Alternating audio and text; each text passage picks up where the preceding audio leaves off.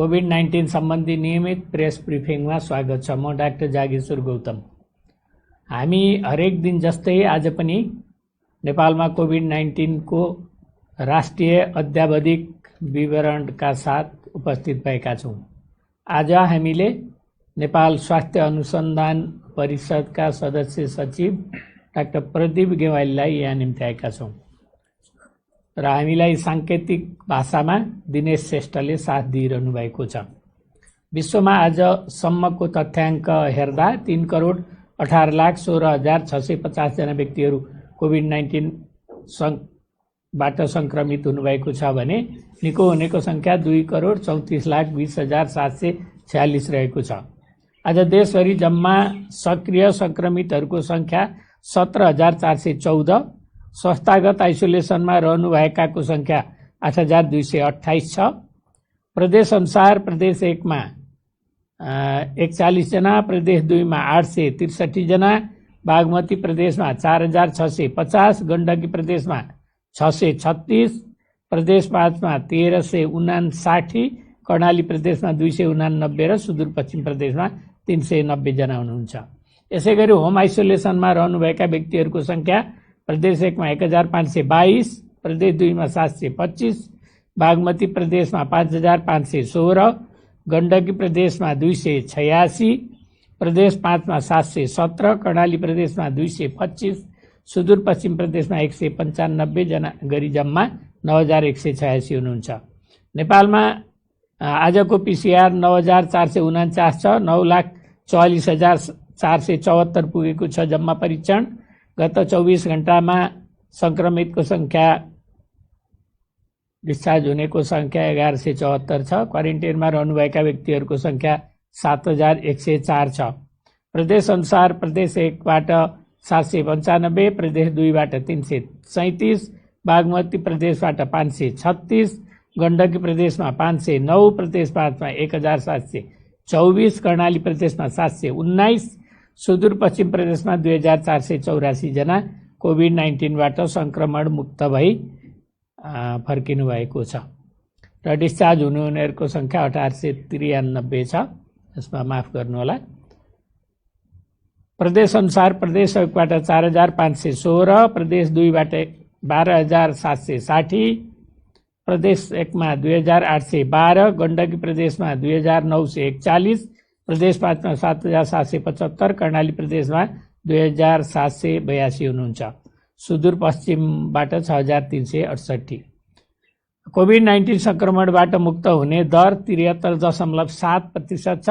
संक्रमितहरू निको भई घर फर्किसक्नुभएको छ। उहाँहरूको उपचार तथा हेरचाहमा अहोरात्र खटिनुभएका चिकित्सक, स्वास्थ्यकर्मी तथा अन्य सहयोगी शुभेच्छुकहरू सबैलाई स्वास्थ्य तथा जनसङ्ख्या मन्त्रालय हार्दिक धन्यवाद दिन चाहन्छ।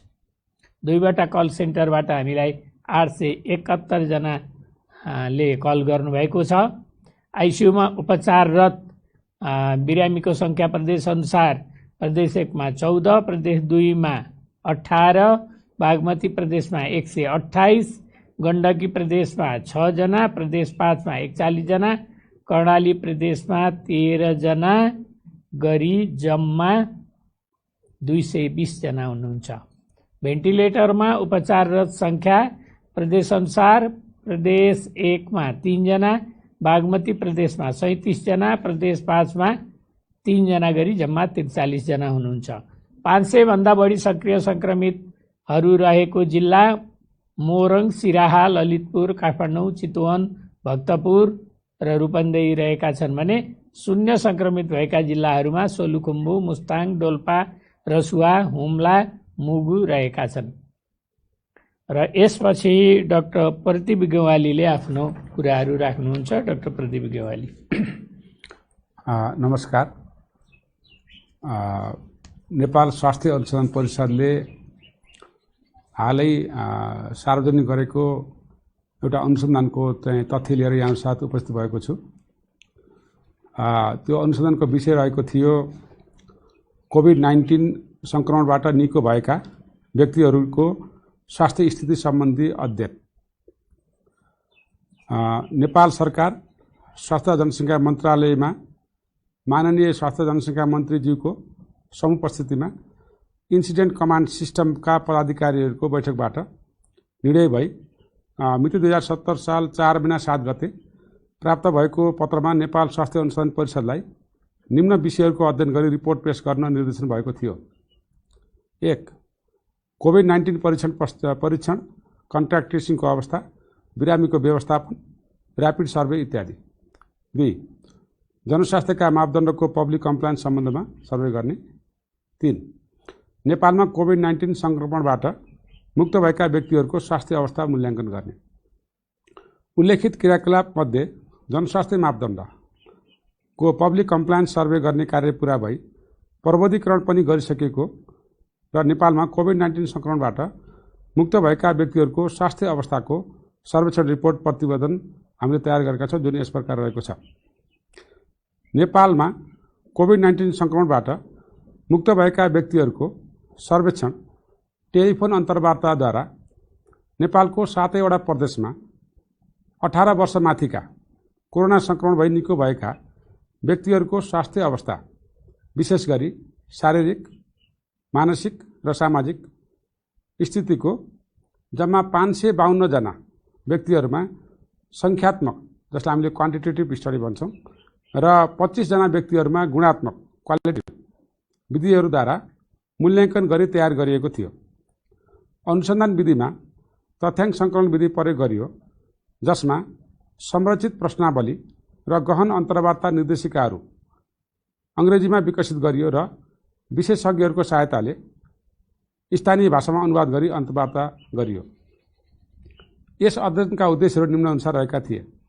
1. नेपालमा कोभिड-19 संक्रमण मुक्त भएका व्यक्तिहरूको स्वास्थ्य स्थिति आकलन गर्नु र राष्ट्रिय स्तरमा नेपालमा रोकथामका उपायहरू पत्ता लगाउनु।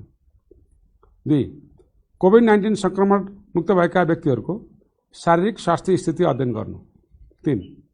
कोभिड-19 संक्रमण मुक्त भएका व्यक्तिहरूको सामाजिक स्वास्थ्य स्थितिको अध्ययन गर्नु। 4. कोभिड-19 संक्रमण मुक्त भएका व्यक्तिहरूको दैनिक कार्यात्मक गतिविधिहरू र सामाजिक आर्थिक अवस्थामा परेको असरबारे अध्ययन गर्नु। नेपालमा कोभिड-19 संक्रमणबाट मुक्त भएका व्यक्तिहरूको स्वास्थ्य अवस्थाको यो सन्दर्भमा निम्न तथ्यहरू पाइएको छ। 19 सेप्टेम्बर 2020 सम्म नेपालमा जम्मा 61,593 जनामा कोभिड संक्रमण देखिएकोमा 43,820 जना संक्रमित निको भएका छन् र उहाँहरू घर फर्किसक्नु भएको छ। निको हुनेहरूको दरलाई प्रतिशतमा हेर्दा 71% संक्रमित निको भएका देखिएको छ। सर्वेक्षण गरिएका कुल जनसङ्ख्या मध्ये 79% यात्रा गरेको पाइयो। हामीले यसलाई ट्राभल हिस्ट्री भनेर हेरेका थियौँ। त्यसमा चाहिँ नेसनल लेभलमा आन्तरिक चाहिँ ट्राभल गर्ने 69.1 जना पर्सेन्टेज र अन्तर्राष्ट्रिय लेभलमा यात्रा गर्ने चाहिँ 29.9% रहेको पाइएको छ। कोभिड-19 संक्रमण मुक्त भएका व्यक्तिहरूको हालको शारीरिक स्वास्थ्य स्थितिको आकलन गर्दा 89.1% व्यक्तिहरू सामान्य अवस्थामा रहेका थिए भने 10.9%मा लक्षणहरू जस्तै रुगाखोकी लाग्ने, हाछिउँ आउने, चिसो महसुस हुने, सामान्य कार्य गर्दा पनि कमजोर महसुस हुने र गन्ध र स्वाद पनि गुमाएको अनुभव गरेको पाइयो।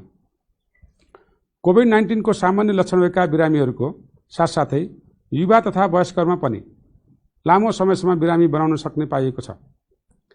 त्यस्तै गरी 35% भन्दा बढी बिरामीहरूमा निको भएको 2-3 हप्तासम्म पनि रुगाखोकी, थकान र सास फेर्न गाह्रो हुने जस्ता समस्याहरू देखिएको छ। स्वास्थ्यकर्मी, स्वास्थ्य स्वयंसेवी र कोरोना संक्रमण मुक्त भएका व्यक्तिहरूमा पोस्ट ट्राउमेटिक स्ट्रेस डिसअर्डर PTSD र पोस्ट ट्राउमेटिक स्ट्रेस सिम्पटम PTSS भएको पाइयो। कुल सहभागीहरूमध्ये 70 जना दीर्घ रोगबाट ग्रसित भएको पाइएको छ, जसमध्ये सबैभन्दा बढी मधुमेह, डायबिटिज, त्यस्तै गरी मुटु सम्बन्धी रोग, दमको रोग, त्यस्तै गरी श्वास प्रश्वास सम्बन्धी अन्य रोग र त्यस्तै केहीमा चाहिँ HIV सँग सम्बन्धित भएका पनि बिरामीहरू पाइएको छ। धुम्रपान र मद्यपानको सेवन पनि कोभिड पश्चात 10 देखि 12% क्रमश घटेको पाइएको छ। हामीले कोरोना लाग्नुभन्दा अगाडिको धुम्रपान र मद्यपानको स्थिति र कोरोना लगाइसके पछाडि चाहिँ मद्यपान र धुम्रपानको स्थिति पनि अध्ययन गरेका थियौँ, जसमा चाहिँ केही क्रमश घटेको छ, तर यो निरन्तर उहाँहरूले लिने प्रक्रिया चाहिँ पनि देखिन्छ यसमा। त्यसकारणले गर्दा यो चाहिँ पनि देखिएको छ। त्यसै गरी शारीरिक अस्वास्थ्यहरूमा 80% भन्दा बढीका माथिका निको भएका व्यक्तिहरूले घरायसी, घरबाहिरको काम र आर्थिक आयोजनको काम सहजै रूपमा गरेको पाइयो भने 9.6%ले घरायसी, 9%ले घरबाहिरको काम र 11.1%ले आर्थिक आय आर्जनको काम गर्न अरूको सहायता लिएको पाइएको छ। त्यस्तै गरी मानसिक स्थिति मूल्याङ्कन गर्दा 15.1%हरूमा कोभिड-19 प्रकोपको बारेमा बारम्बार दिक्क लाग्ने र अनावश्यक विचारहरू आएको र 7.7%मा आफू र अरूप्रति नकारात्मक विचारहरू आएको पाइएको छ। त्यसै गरी 21.4%मा कामको चिन्ता, 19.2%मा घरको चिन्ता र 29.6%मा बेरोजगारीको कारणले आर्थिक चिन्ता भएको पाइएको छ। कोभिड-19बाट संक्रमित व्यक्तिहरूले रिपोर्ट नेगेटिभ नभएसम्म आफूलाई अलग राख्नु परेको कारण मासिक कमाइलाई असर पुर्याएको पाइएको छ। सहभागीहरूले कोभिड-19को डरका कारण आफन्तहरूबाट कुनै पनि स्नेह र प्रेमको अनुभव नपाएको गुनासो गर्नुभएको छ। सामाजिक स्वास्थ्य स्थिति बारेमा मूल्याङ्कन गर्दा 84.3% निको भएका व्यक्तिहरूले सामाजिक भेदभावको महसुस गरेको पाइयो। सामाजिक दुर्व्यवहारको कारणले गर्दा उनीहरूमा मानसिक चिन्ता बढेको देखिएको छ। थोरै सहभागीहरूले रिपोर्ट गरे अनुसार तनावको प्रमुख कारणहरूमध्ये अविश्वसनीय समाचारहरूका स्रोतहरू र फेसबुक लगायतका सामाजिक सञ्जालले उनीहरूलाई पोजिटिभ रिपोर्टभन्दा बढी चिन्तित बनाएको पाइयो। कोभिड-19को वस्तुस्थिति तथा हालसम्मको तथ्याङ्क विश्लेषण सम्बन्धमा अध्ययन गरी आगामी दिनमा लिइने नीति रणनीतिका लागि सहयोग पुर्याउने उद्देश्यले नेपाल सरकार माननीय मन्त्री स्तर 2017-5-7 गते निर्णयअनुसार निर्देशन भएका केही चाहिँ हामीलाई पनि निर्देशन आएको छ। त्यसमध्ये कोभिड-19को रोकथाम तथा नियन्त्रणमा हालसम्म रहेका नेपाल सरकारले लिएको नीतिगत व्यवस्था र कार्यान्वयनको परीक्षण पोलिसी अडिट गर्ने भनेर दिएको छ हामीलाई। त्यस्तै गरी कोभिड-19को प्रकोपको जाँच पडताल तथा एपिडेमियोलोजिकल विश्लेषण र अर्को चाहिँ ल्याबोरेटरी अडिट, प्रयोगशालामा का सेवा तथा प्रयोगशाला सम्बन्धी डाटा परीक्षण सम्बन्धी हामीलाई यी तीनटा थुप्रै कामहरू चाहिँ डिफ्रेन्ट कामहरू दिएको छ। हामी त्यसको चाहिँ अध्ययनको प्रक्रिया अगाडि बढाएका छौँ र यसको छिटै हामीले रिपोर्ट चाहिँ सार्वजनिक गर्नेछौँ। र यति भन्दै यो रिसर्चमा सहयोग गर्नुहुने माननीय मन्त्रीज्यू, स्वास्थ्य सचिवज्यू लगायत इन्स्टिट्युट कमान्ड सिस्टमका सम्पूर्ण सरहरू, रिसर्च शाखाका सम्पूर्ण साथीहरू र सम्बन्धित सम्पूर्ण साथीहरूलाई NHRC विशेष धन्यवाद दिन चाहन्छु। हस्, धन्यवाद डाक्टर प्रदीप गेवालीलाई। मैले अगाडि भनेको कुरामा थोरै एउटा सुधार गर्न चाहन्छु। आजको जम्मा सङ्क्रमितको सङ्ख्या 1172 रहेको छ र आज गएको 24 घण्टामा डिस्चार्ज हुनेको सङ्ख्या 1893 छ र आज मिति 2077 छ असोज 7 गते बुधबार बिहान 9 बजे आइसिएसका संयोजक श्रीमान सचिवज्यूको अध्यक्षतामा आइसिएस इन्सिडेन्ट कमान्ड सिस्टमका पदाधिकारीहरूसहित बसेको बैठकबाट भएका निर्णयहरू म यहाँ सुनाउन गइरहेको छु। नम्बर 1, सङ्क्रमण दर बढिरहेको र जोखिम उच्च नै रहेकाले जनस्वास्थ्यका मापदण्ड पालना हुन नसक्ने खालका सबै सेवा र व्यवसाय कम्तीमा 1 महिना नखोल्न सिफारिस गर्ने तथा कुनै दिन 25,000 भन्दा बढी सक्रिय सङ्क्रमित भएमा बन्दाबन्दी गर्न सिफारिस गर्ने। 25,000 आजको दिनमा चाहिँ सक्रिय सङ्क्रमितको सङ्ख्या 17,414 छ।